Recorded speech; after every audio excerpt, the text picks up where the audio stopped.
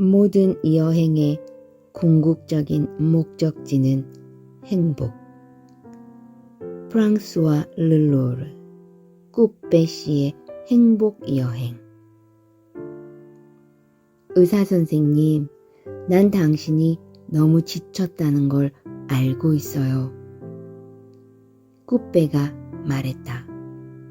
아, 미안합니다. 그렇게 보였다면. 그러자 이리나 부인이 결론 짓듯 말했다. 당신에게는 여행이 필요해요. 그게 당신의 정신 건강을 위해 좋을 거예요. 꾸빼는 그것이 좋은 충고라고 생각했다. 타고난 의사인 꾸빼는 자신을 가장 뛰어난 정신과 의사로 만들어줄 특별한 여행을 계획했다. 한 프랑스인이 길을 걷고 있다. 그 길은 파리의 여느 시가지와 다를 바 없는 중국의 도심으로 아이들이 낯선 이방인에게 손을 내미는 아프리카의 한 나라로 그리고 세상에서 정신과 의사가 가장 많은 나라 미국으로 이어진다. 그는 수첩을 들고 다니며 길 위에서 배운 것들을 적어 나간다. 꾸빼라는 이름의 이 신사는 지금 행복의 비밀을 찾아내기 위해 여러 나라를 여행하는 중이다. 주 마펠 꾸빼. 내 이름은 꾸빼입니다. 나는 파리의 정신과 의사입니다. 정신과 의사인 꾸빼는 파리의 중심가 한 복판에 진료실을 가진 성공한 의사이다. 사람들은 모두 그와 이야기하기를 좋아했고 덕분에 꾸빼는 하루 중 절반을 환자들과 상담하는 시간으로 보냈다. 그의 진료실은 언제나 상담을 원하는 이들로 넘쳐났다. 많은 것을 갖고 있으면서도 스스로 불행하다고 여기는 사람들. 친절하면서도 자극적이고 사회적으로 성공한 남자를 찾는 여자. 신의 목소리를 듣는 남자. 환자의 죽음을 목격하고 슬퍼하는 의사.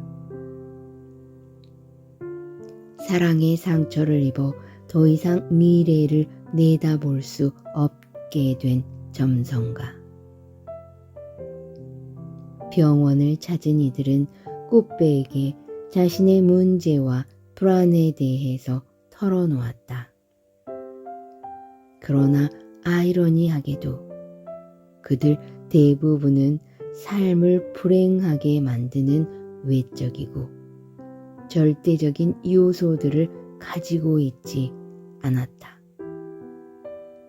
그들은 자녀에게 다정하지 않은 부모를 만난 것도 아니었으며 자신이 진심으로 사랑하는 어떤 사람을 잃은 적도 없는, 한마디로 진짜 불행한 삶을 산 적이 없는 사람들이었다. 그럼에도 불구하고 그들은 진짜로 마음이 병들었거나 불행한 삶을 살고 있었다. 그들은 사회적으로 높은 위치에 오를 수 있는 일들을 하고 싶어 하면서 동시에 자유롭게 살고 싶어 했다. 하지만 아무리 자신의 일에서 성공을 거두었다 하더라도 만일 다른 일을 했다면 더 행복하지 않았을까 하고 스스로에게 질문하곤 했다.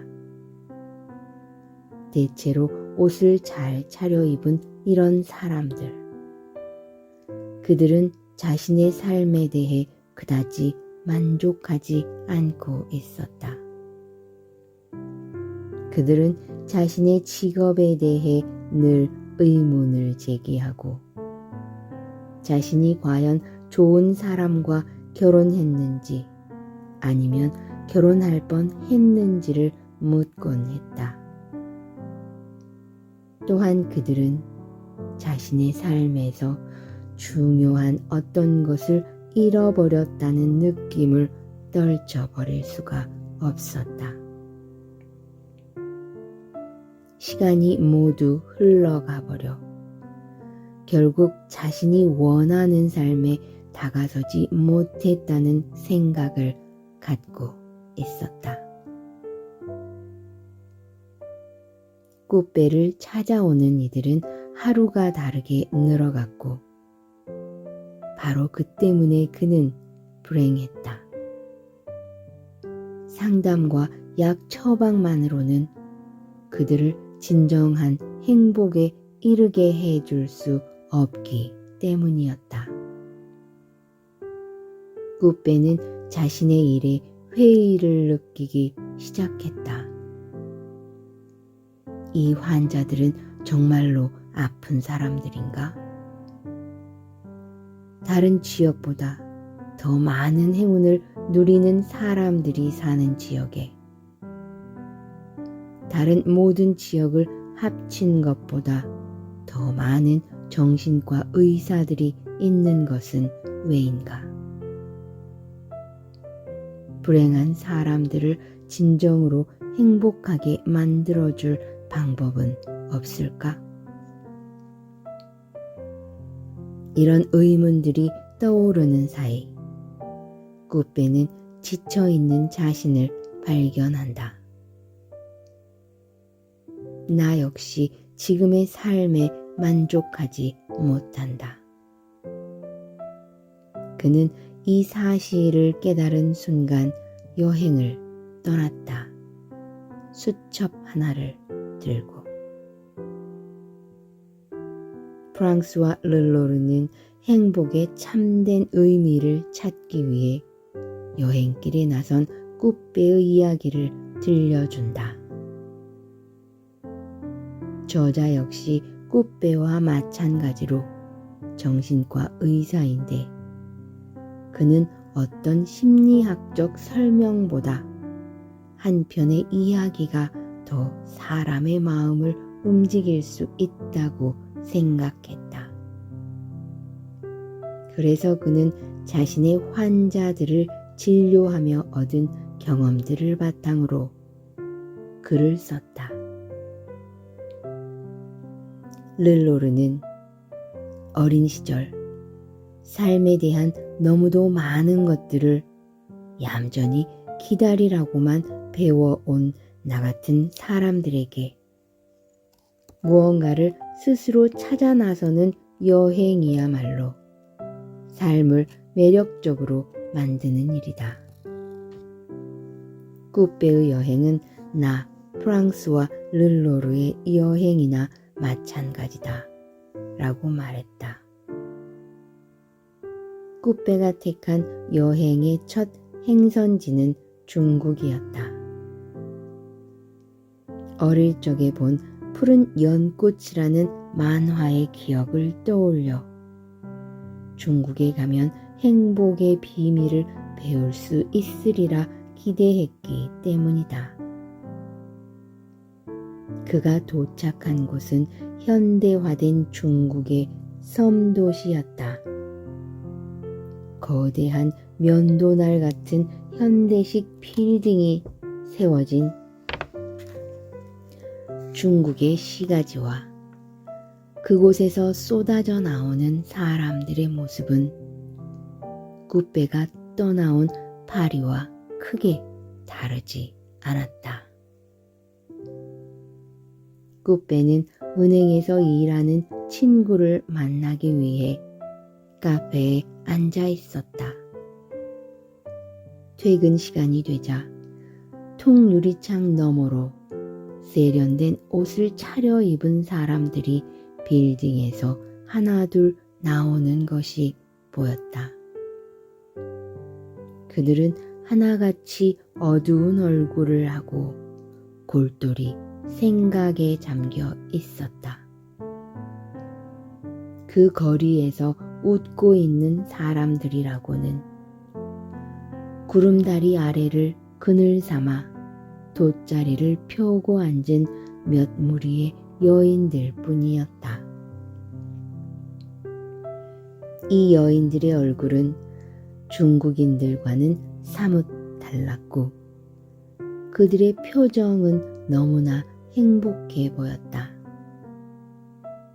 알고 보니 그들은 다른 나라에서 와 가정부로 일을 하고 있는 사람들인데 일요일에는 갈 곳이 없어 이곳에 나와 있는 것이었다.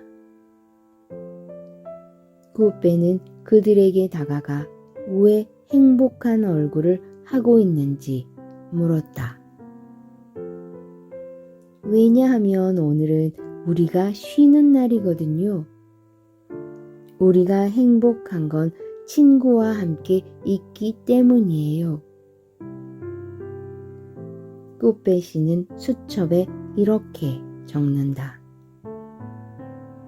행복은 좋아하는 사람과 함께 있는 것이다. 꾸빼는 여행에서 마주치는 사건들에 자신이 어떻게 반응하는지 관찰하고 저마다 행복과 불행의 이유들을 가진 타인들을 만나면서 무엇이 사람들을 행복하게 하고 무엇이 불행하게 하는가를 서서히 알게 되었다. 꾸빼는 우연히 올라간 산에서 한 노승을 만난다. 격변기를 살아내며 세상의 온갖 풍파를 다 겪어보았을 노승은 너무나 자주 웃었으며 또한 평온한 모습을 하고 있었다. 꾸빼는 자신의 여행에 대해 이야기한 뒤 행복에 관해 지혜로운 한마디를 해줄 것을 부탁했다. 그의 청에 노승은 이렇게 답한다. 당신이 행복에 대한 배움을 얻기 위해 여행을 나선 것은 매우 좋은 생각이요. 여행을 마치거든 나를 만나러 다시 이곳으로 오시오. 꾸빼는 행복에 대한 목록을 하나씩 채워나갔다. 모험에 찬 여행은 그를 행복에 대해 깊이 사색하게 만들었고 그가 발견한 배움 하나하나는 실제와 일치하는 것이었다. 이것은 그가 나름대로 행복의 비밀들을 발견했으며 자신이 적어놓은 그 배움의 목록들을 누군가에게 보여줄 시간이 되었음을 의미했다. 꾸빼는 자신이 작성한 목록이 이론적으로 설득력을 갖는지의 여부에 궁금증을 품고 행복에 대해 연구하는 세계적인 권위자를 만나러 미국으로 떠났다. 꾸빼가 찾아간 교수는 행복을 측정하는 연구의 전문가였다. 그는 꾸빼에게 행복을 측정하는 3가지 방법에 대해 들려주었다. 사람들에게 하루에 몇 번이나 즐거운 감정을 느끼는지를 묻는 것이 첫 번째 방법이고 자신의 삶이 만족스러운가를 묻는 것이 2번째 방법이며 몰래 카메라나 다른 방법을 통해 얼굴 표정을 관찰하는 것이 그 세 번째 방법이었다. 세 가지 방법 모두 행복을 객관적인 척도로 잴 수 있다는 것을 전제로 하고 있었다. 그러나 꽃배는 교수가 제시한 요소들 중에는 중요한 한 가지, 바로 사물을 바라보는 방식이 빠져 있다는 결론을 내린다. 그것이 바로 꽃배의 환자들이 부족할 게 없는 삶을 누리고 있음에도 불구하고 불행을 호소했던 이유였다. 또한 꽃배는 행복을 연구하는 저명한 학자 역시도 벅차오르는 기쁨과 불타는 질투에 사로잡히는 한 인간임을 관찰하게 된다. 그는 자신의 수첩에 이렇게 적는다. 행복은 사물들을 보는 방식에 있다. 꽃배는 여행을 통해 사람들이 대개 자신의 삶에 만족하지 못하는 것은 남과 자신을 비교하기 때문이라는 것을 알게 되었다. 그가 작성한 목록들은 아주 소박하고 단순한 지혜에 대해 말하고 있었다. 행복이란 삶의 우연성을 즐기고 사랑하는 사람들과 시간을 함께 보내는 것이며 자신이 하고 싶은 일을 하고 다른 사람의 행복에 관심을 갖는 것이라는 깨달음이 그것이다. 꽃배는 처음에 약속했던 대로 긴 여행을 거쳐 다시 중국의 노승을 찾아갔다. 당신은 정말로 마음 공부를 훌륭히 해냈어요. 이 모든 배움들은 훌륭해요. 덧붙일 게 아무것도 없군요. 꽃배가 작성한 목록을 읽고 노승은 이렇게 말했다. 노승은 꽃배에게 특별한 말을 들려주는 대신 진정한 지혜는 풍경 속에서 한순간에 발견할 수도 있고 아니면 언제까지나 깊이 감추어져 있을 수도 있다며 그와 함께 숲길을 걷기를 원했다. 노승은 침묵 속에서 꽃배에게 태고적부터 있어온 한 가지 영원한 진리를 전달하고 있었다.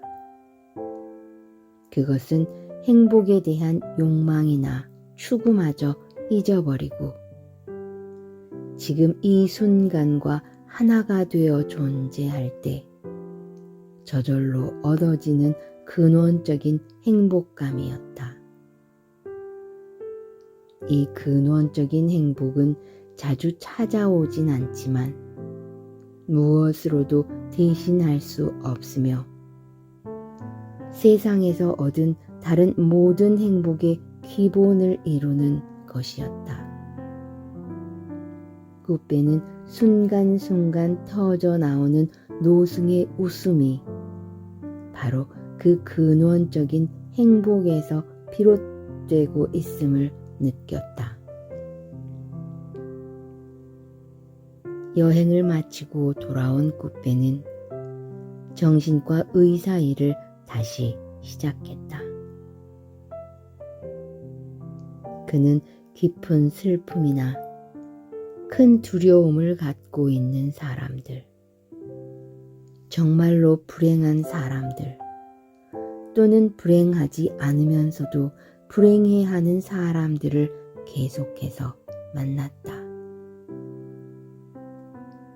그의 치료 방법에는 달라진 것이 하나 있었다. 그가 이 특별한 여행에서 발견한 배움들을 함께 나누는 것이 바로 그것이다. 여행을 다녀온 뒤에 그는 자신의 일을 더 좋아하게 되었다.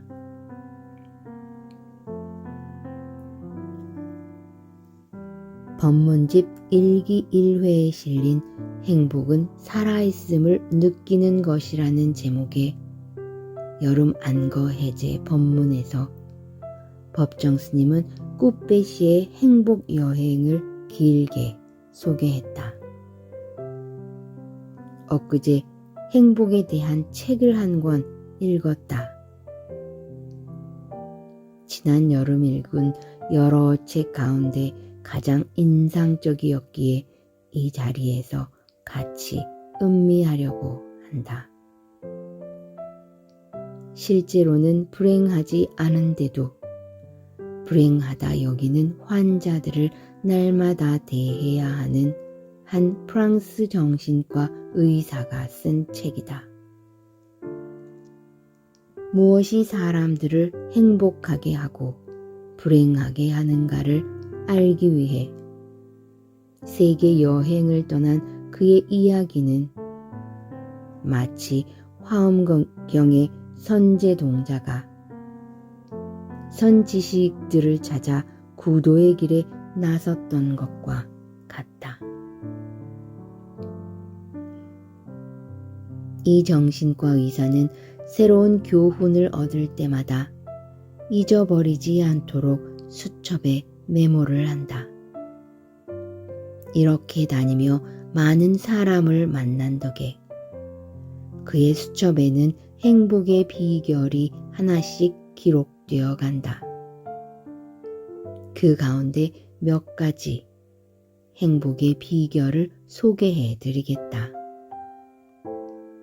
행복의 첫째 비결은 다른 사람과 자신을 비교하지 않는 것이다. 행복을 거창하게 생각하지 말라. 각자 자기 몫의 삶이 있는데 남과 비교하니까 기가 죽고 불행해지고 시기심과 질투심이 생긴다. 어떤 개인이라도 그는 이 세상에 하나밖에 없는 독립된 존재이다. 누구와도 비교할 수 없는 절대적인 존재이다. 둘째, 행복은 자신이 좋아하는 일을 하는 것이다. 자신이 좋아하는 일을 할 때 사람은 행복해진다. 누가 무슨 소리를 하든 남에게 해를 끼치지 않는 한 자신이 좋아서 하는 일은 좋은 것이다. 개체를 뛰어넘어 전체와 연결될 수 있으면 좋은 일이다. 셋째, 행복은 집과 채소밭을 갖는 것이다. 채소밭을 갖고 흙을 가까이 하며 살아있는 생명을 가꾼다는 것은 좋은 일이다. 자신의 땅은 아니지만 공터에 채소를 가꾸는 사람이 더러 있다. 무척 좋은 일이다. 자기가 뿌린 씨앗에서 싹이 트고 떡잎이 나와 펼쳐지는 과정을 보고 있으면 마음이 뿌듯해진다. 주부들도 아파트 베란다에 상추나 쑥갓 등의 채소를 얼마든지 길러 먹을 수 있다. 그러면 늘 보살펴야 하니까 부지런해지고 자연에 대한 고마움과 돈으로 따질 수 없는 살아있는 것들에 대한 신비를 느낄 수 있다. 이는 닳아져가는 우리 마음을 소생시키는 계기가 된다. 넷째, 행복은 내가 다른 사람에게 쓸모 있는 존재가 되는 것이다. 한 개인의 삶은 다른 사람에게 유용해야 하며 서로가 서로에게 의미 있는 존재가 되어야 한다. 우리에 갇힌 짐승처럼 사는 그런 삶을 살아서는 안 된다. 사람이기 때문에 관계 속에서 한 몫을 하는 것이다. 5째, 행복은 사물을 바라보는 방식에 달려있다. 같은 장미꽃을 바라볼 때 어떤 이는 왜 이렇게 아름다운 장미에 가시가 돋아있나 하고 불만스럽게 생각할 수 있고, 다른 한쪽에서는 아무짝에도 쓸모없는 가시에 이렇게 아름다운 꽃이 달려있네 하며 고맙게 여길 수도 있다. 6째, 행복은 다른 사람의 행복에 관심을 갖는 것이다. 나 자신만의 행복은 근원적으로 있을 수 없다. 왜냐하면 사람은 관계 속에서 살고 있기 때문이다. 서로 나눌 때 행복은 몇 배로 깊어지고 넓어진다. 그가 수첩에 적어 놓은 행복의 비결은 이 밖에도 더 있지만 장황한 것 같아서 하나만 더 소개하겠다. 이 사람이 한 번은 아프리카에서 친구의 초대를 받았다가 노상에서 강도를 만나 차를 빼앗긴다. 강도들은 의사 일행을 지하실에 가두고 어떻게 처리할까 옥신각신한다. 그런데 강도들의 우두머리가 의사의 몸을 수색하다가 주머니에서 의사가 적은 쪽지를 보고 그를 풀어준다. 거기엔 이렇게 쓰여 있었다. 행복은 살아있음을 느끼는 것이다. 우리가 살아있다는 것, 그것은 하나의 기적이다. 우리는 늘 많은 시간 속에 있으면서도 그 사실을 느끼지 못한다. 살아있다는 것, 그 자체가 놀라운 가능성이다. 그가 마지막으로 만난 노승은 그에게 말한다. 진정한 행복은 먼 훗날에 이룰 목표가 아니라 지금 이 순간 존재하는 것이라고. 사람들은 행복을 찾아 항상 지나온 과거나 미래 쪽으로 달려간다.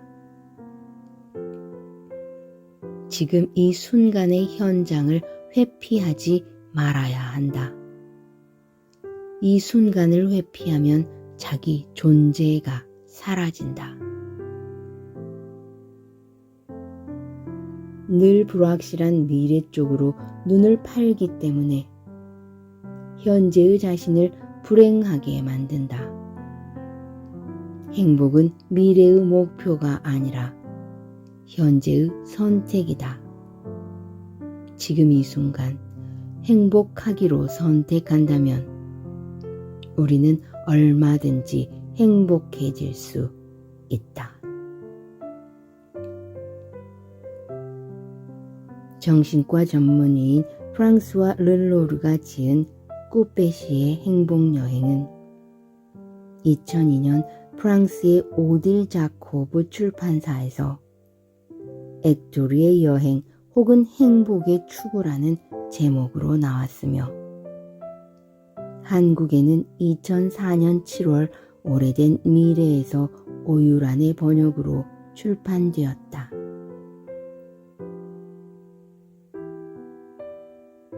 프랑스와 르로르는 한국어판 저자 서문에서 여행을 하는 동안 꾸빼는 아시아에 머물기는 했지만 한국에는 가지 못했다. 그가 아직 당신들의 아름다운 나라에 한 번도 가본 적이 없는 내 발자취를 따랐기 때문이다. 하지만 이제 꾸빼는 그의 모험들을 담은 책 출판을 통해 나보다 먼저 한국을 방문하게 되었다. 언젠가는 나도 꾸빼를 따라 한국의 아름다운 풍광들을 만나러 갈 수 있으리라 라고 말한 바 있다. 실제로 르로르는 지난 12월에 한국을 방문하고 강연회를 통해 독자와의 만남을 갖게 되었다. 언젠가 꾸빼를 따라 한국을 가게 되리라고 말했던 그의 예감이 실현된 셈이다.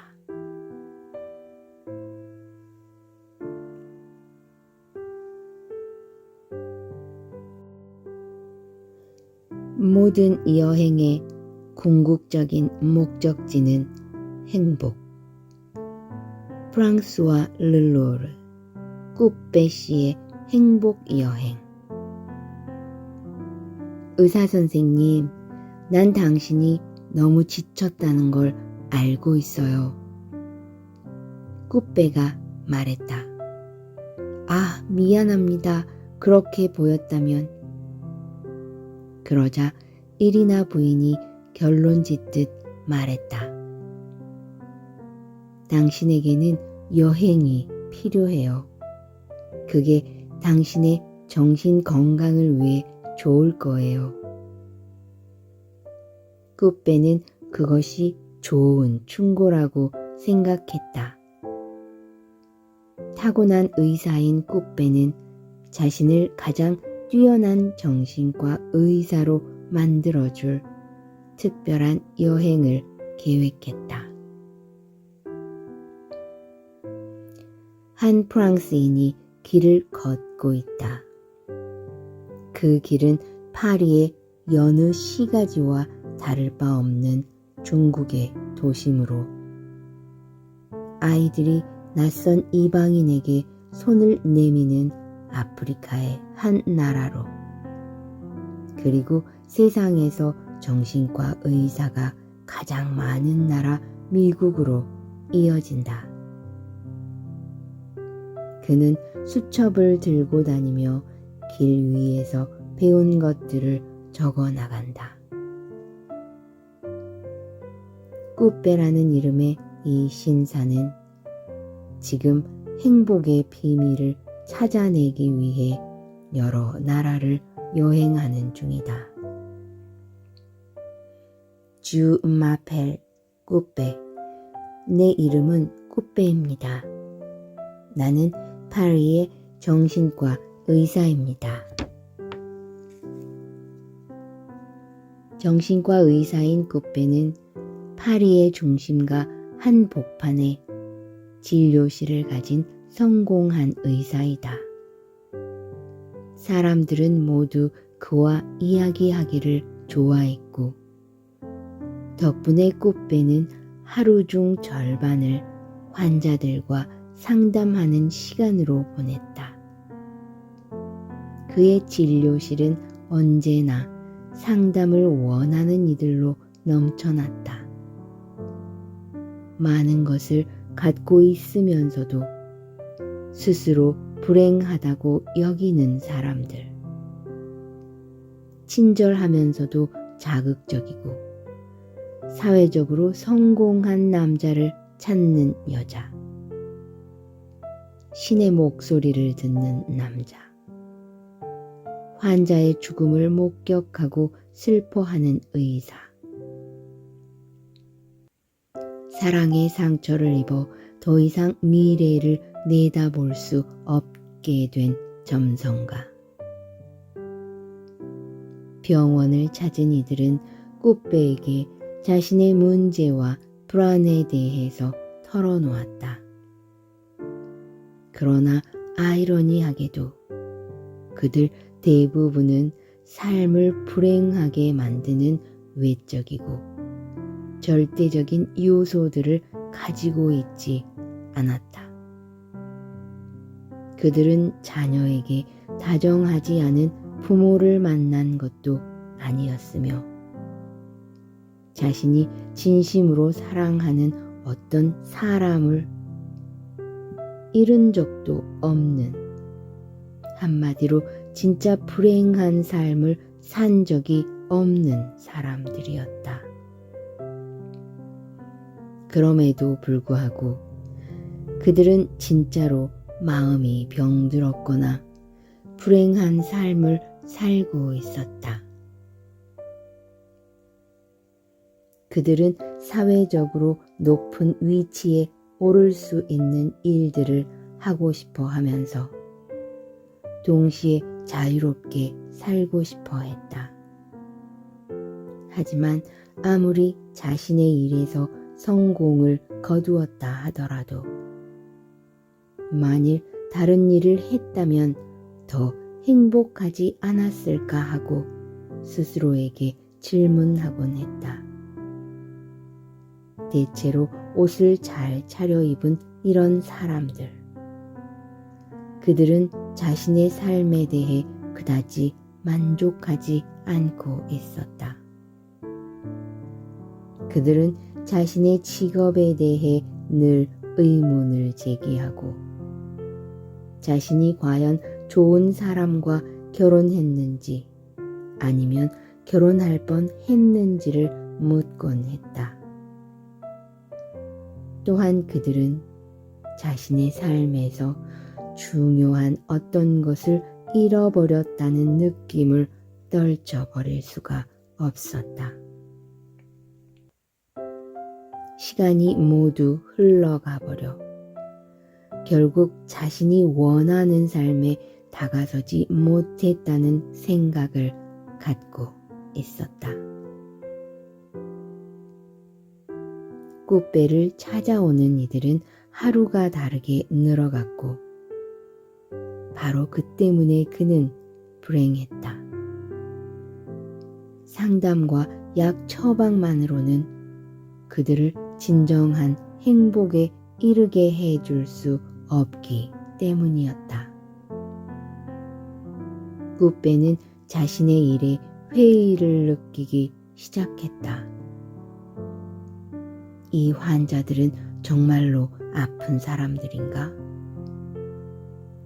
다른 지역보다 더 많은 행운을 누리는 사람들이 사는 지역에 다른 모든 지역을 합친 것보다 더 많은 정신과 의사들이 있는 것은 왜인가? 불행한 사람들을 진정으로 행복하게 만들어줄 방법은 없을까? 이런 의문들이 떠오르는 사이 꽃배는 지쳐있는 자신을 발견한다. 나 역시 지금의 삶에 만족하지 못한다. 그는 이 사실을 깨달은 순간 여행을 떠났다. 수첩 하나를 들고. 프랑스와 르로르는 행복의 참된 의미를 찾기 위해 여행길에 나선 꽃배의 이야기를 들려준다. 저자 역시 꽃배와 마찬가지로 정신과 의사인데 그는 어떤 심리학적 설명보다 한 편의 이야기가 더 사람의 마음을 움직일 수 있다고 생각했다. 그래서 그는 자신의 환자들을 진료하며 얻은 경험들을 바탕으로 글을 썼다. 르로르는 어린 시절 삶에 대한 너무도 많은 것들을 얌전히 기다리라고만 배워온 나 같은 사람들에게 무언가를 스스로 찾아 나서는 여행이야말로 삶을 매력적으로 만드는 일이다. 꾸빼의 여행은 나 프랑스와 르로르의 여행이나 마찬가지다 라고 말했다. 꾸빼가 택한 여행의 첫 행선지는 중국이었다. 어릴 적에 본 푸른 연꽃이라는 만화의 기억을 떠올려 중국에 가면 행복의 비밀을 배울 수 있으리라 기대했기 때문이다. 그가 도착한 곳은 현대화된 중국의 섬도시였다. 거대한 면도날 같은 현대식 빌딩이 세워진 중국의 시가지와 그곳에서 쏟아져 나오는 사람들의 모습은 꾸빼가 떠나온 파리와 크게 다르지 않았다. 꾸빼는 은행에서 일하는 친구를 만나기 위해 카페에 앉아 있었다. 퇴근 시간이 되자 통유리창 너머로 세련된 옷을 차려입은 사람들이 빌딩에서 하나둘 나오는 것이 보였다. 그들은 하나같이 어두운 얼굴을 하고 골똘히 생각에 잠겨 있었다. 그 거리에서 웃고 있는 사람들이라고는 구름다리 아래를 그늘 삼아 돗자리를 펴고 앉은 몇 무리의 여인들 뿐이었다. 이 여인들의 얼굴은 중국인들과는 사뭇 달랐고 그들의 표정은 너무나 행복해 보였다. 알고 보니 그들은 다른 나라에서 와 가정부로 일을 하고 있는 사람들인데 일요일에는 갈 곳이 없어 이곳에 나와 있는 것이었다. 꾸빼는 그들에게 다가가 왜 행복한 얼굴을 하고 있는지 물었다. 왜냐하면 오늘은 우리가 쉬는 날이거든요. 우리가 행복한 건 친구와 함께 있기 때문이에요. 꾸빼 씨는 수첩에 이렇게 적는다. 행복은 좋아하는 사람과 함께 있는 것이다.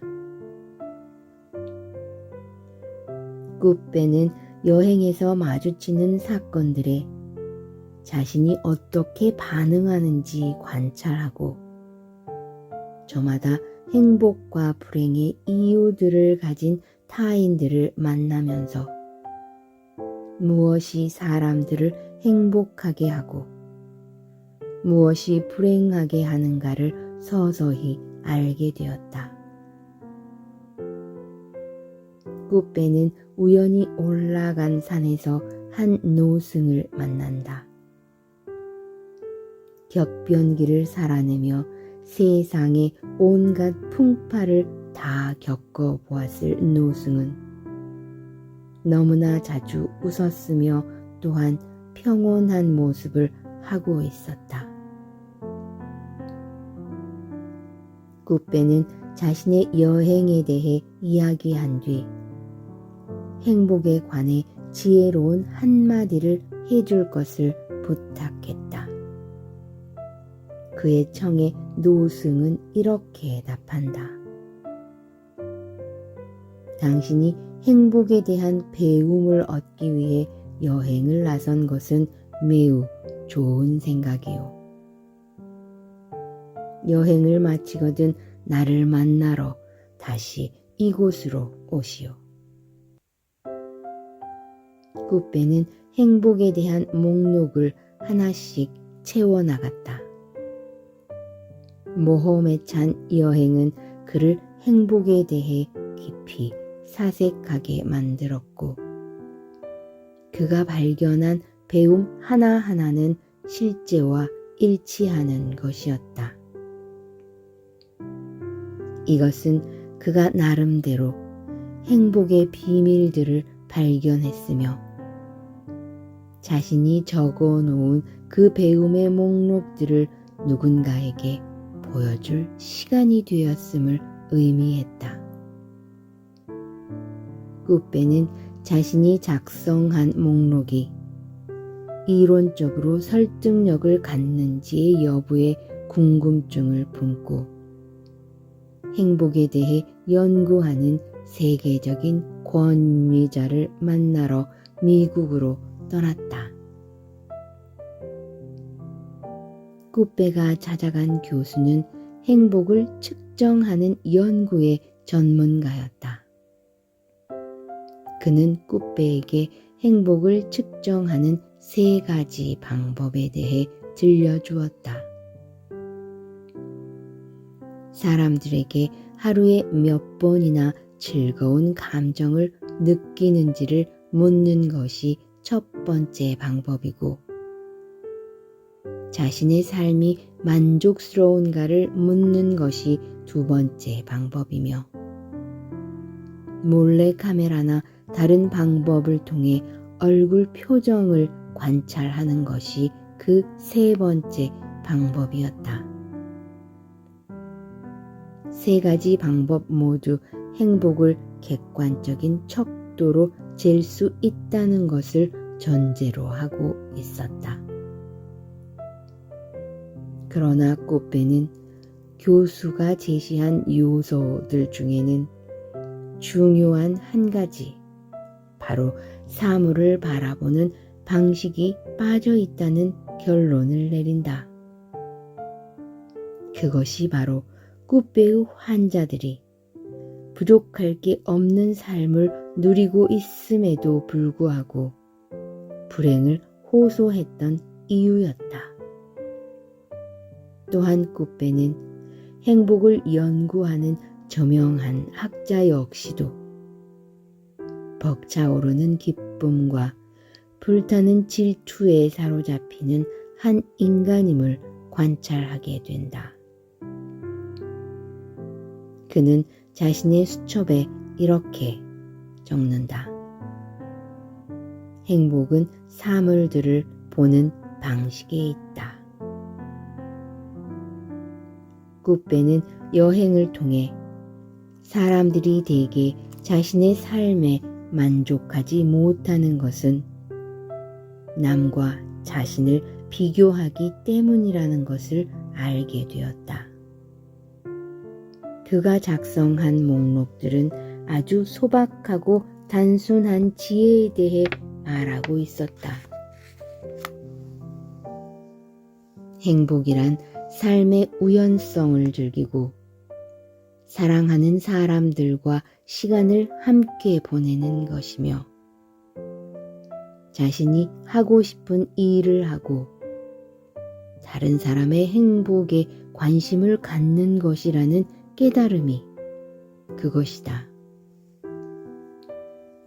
꾸빼는 처음에 약속했던 대로 긴 여행을 거쳐 다시 중국의 노승을 찾아갔다.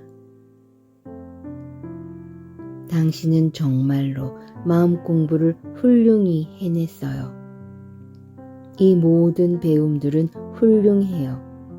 덧붙일 게 아무것도 없군요.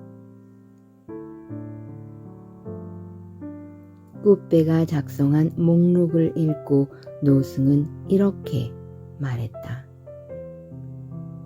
노승은 꾸빼에게 특별한 말을 들려주는 대신 진정한 지혜는 풍경 속에서 한순간에 발견할 수도 있고 아니면 언제까지나 깊이 감추어져 있을 수도 있다며 그와 함께 숲길을 걷기를 원했다. 노승은 침묵 속에서 꾸빼에게 태고적부터 있어온 한 가지 영원한 진리를 전달하고 있었다. 그것은 행복에 대한 욕망이나 추구마저 잊어버리고 지금 이 순간과 하나가 되어 존재할 때 저절로 얻어지는 근원적인 행복감이었다. 이 근원적인 행복은 자주 찾아오진 않지만 무엇으로도 대신할 수 없으며 세상에서 얻은 다른 모든 행복의 기본을 이루는 것이었다.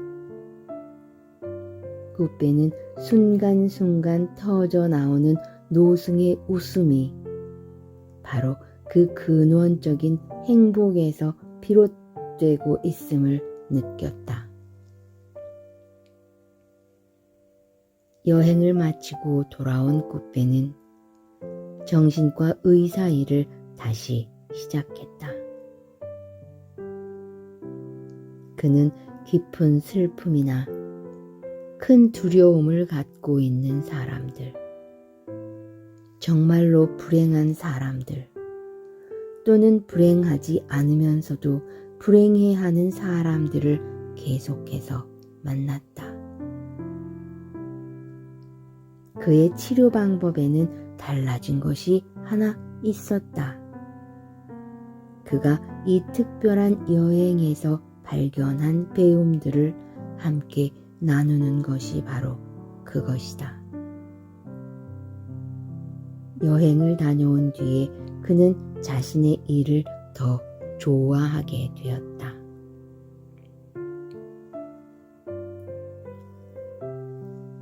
법문집 1기 1회에 실린 행복은 살아있음을 느끼는 것이라는 제목의 여름 안거 해제 법문에서 법정 스님은 꽃배 씨의 행복 여행을 길게 소개했다.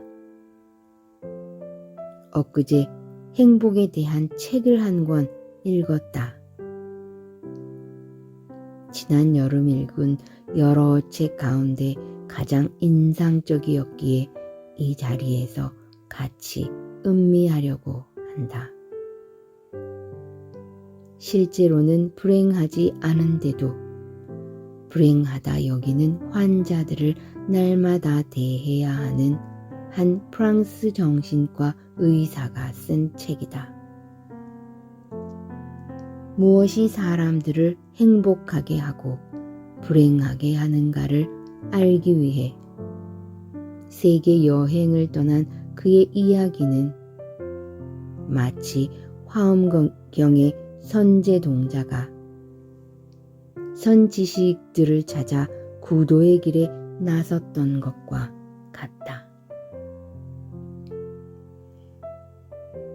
이 정신과 의사는 새로운 교훈을 얻을 때마다 잊어버리지 않도록 수첩에 메모를 한다. 이렇게 다니며 많은 사람을 만난 덕에 그의 수첩에는 행복의 비결이 하나씩 기록되어 간다. 그 가운데 몇 가지 행복의 비결을 소개해 드리겠다. 행복의 첫째 비결은 다른 사람과 자신을 비교하지 않는 것이다. 행복을 거창하게 생각하지 말라. 각자 자기 몫의 삶이 있는데 남과 비교하니까 기가 죽고 불행해지고 시기심과 질투심이 생긴다. 어떤 개인이라도 그는 이 세상에 하나밖에 없는 독립된 존재이다. 누구와도 비교할 수 없는 절대적인 존재이다. 둘째, 행복은 자신이 좋아하는 일을 하는 것이다. 자신이 좋아하는 일을 할 때 사람은 행복해진다. 누가 무슨 소리를 하든 남에게 해를 끼치지 않는 한 자신이 좋아서 하는 일은 좋은 것이다. 개체를 뛰어넘어 전체와 연결될 수 있으면 좋은 일이다. 셋째, 행복은 집과 채소밭을 갖는 것이다. 채소밭을 갖고 흙을 가까이 하며 살아있는 생명을 가꾼다는 것은 좋은 일이다. 자신의 땅은 아니지만 공터에 채소를 가꾸는 사람이 더러 있다. 무척 좋은 일이다. 자기가 뿌린 씨앗에서 싹이 트고 떡잎이 나와 펼쳐지는 과정을 보고 있으면 마음이 뿌듯해진다. 주부들도 아파트 베란다에 상추나 쑥갓 등의 채소를 얼마든지 길러 먹을 수 있다. 그러면 늘 보살펴야 하니까 부지런해지고 자연에 대한 고마움과 돈으로 따질 수 없는 살아있는 것들에 대한 신비를 느낄 수 있다. 이는 닳아져가는 우리 마음을 소생시키는 계기가 된다. 넷째, 행복은 내가 다른 사람에게 쓸모있는 존재가 되는 것이다. 한 개인의 삶은 다른 사람에게 유용해야 하며 서로가 서로에게 의미 있는 존재가 되어야 한다. 우리에 갇힌 짐승처럼 사는 그런 삶을 살아서는 안 된다. 사람이기 때문에 관계 속에서 한 몫을 하는 것이다. 다섯째, 행복은 사물을 바라보는 방식에 달려있다. 같은 장미꽃을 바라볼 때 어떤 이는 왜 이렇게 아름다운 장미에 가시가 돋아있나 하고 불만스럽게 생각할 수 있고 다른 한쪽에서는 아무짝에도 쓸모없는 가시에 이렇게 아름다운 꽃이 달려있네 하며 고맙게 여길 수도 있다. 여섯째, 행복은 다른 사람의 행복에 관심을 갖는 것이다. 나 자신만의 행복은 근원적으로 있을 수 없다. 왜냐하면 사람은 관계 속에서 살고 있기 때문이다. 서로 나눌 때 행복은 몇 배로 깊어지고 넓어진다. 그가 수첩에 적어 놓은 행복의 비결은 이 밖에도 더 있지만 장황한 것 같아서 하나만 더 소개하겠다. 이 사람이 한 번은 아프리카에서 친구의 초대를 받았다가 노상에서 강도를 만나 차를 빼앗긴다. 강도들은 의사 일행을 지하실에 가두고 어떻게 처리할까 옥신각신한다. 그런데 강도들의 우두머리가 의사의 몸을 수색하다가 주머니에서 의사가 적은 쪽지를 보고 그를 풀어준다. 거기엔 이렇게 쓰여 있었다. 행복은 살아있음을 느끼는 것이다. 우리가 살아있다는 것, 그것은 하나의 기적이다. 우리는 늘 많은 시간 속에 있으면서도 그 사실을 느끼지 못한다. 살아있다는 것, 그 자체가 놀라운 가능성이다. 그가 마지막으로 만난 노승은 그에게 말한다. 진정한 행복은 먼 훗날에 이룰 목표가 아니라 지금 이 순간 존재하는 것이라고.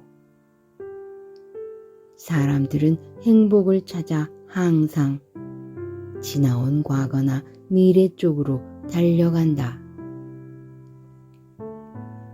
지금 이 순간의 현장을 회피하지 말아야 한다. 이 순간을 회피하면 자기 존재가 사라진다. 늘 불확실한 미래 쪽으로 눈을 팔기 때문에 현재의 자신을 불행하게 만든다. 행복은 미래의 목표가 아니라 현재의 선택이다. 지금 이 순간 행복하기로 선택한다면 우리는 얼마든지 행복해질 수 있다.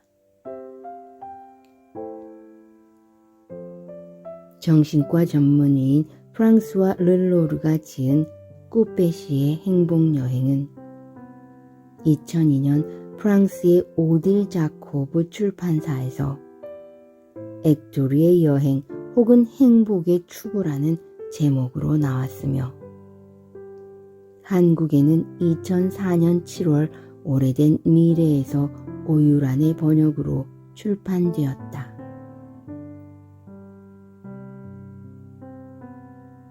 프랑스와 르로르는 한국어판 저자 서문에서 여행을 하는 동안 꾸페는 아시아에 머물기는 했지만 한국에는 가지 못했다.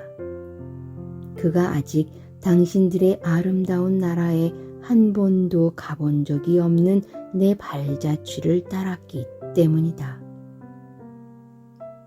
하지만 이제 꾸페는 그의 모험들을 담은 책 출판을 통해 나보다 먼저 한국을 방문하게 되었다. 언젠가는 나도 꾸페를 따라 한국의 아름다운 풍광들을 만나러 갈 수 있으리라 라고 말한 바 있다. 실제로 르로르는 지난 12월에 한국을 방문하고 강연회를 통해 독자와의 만남을 갖게 되었다.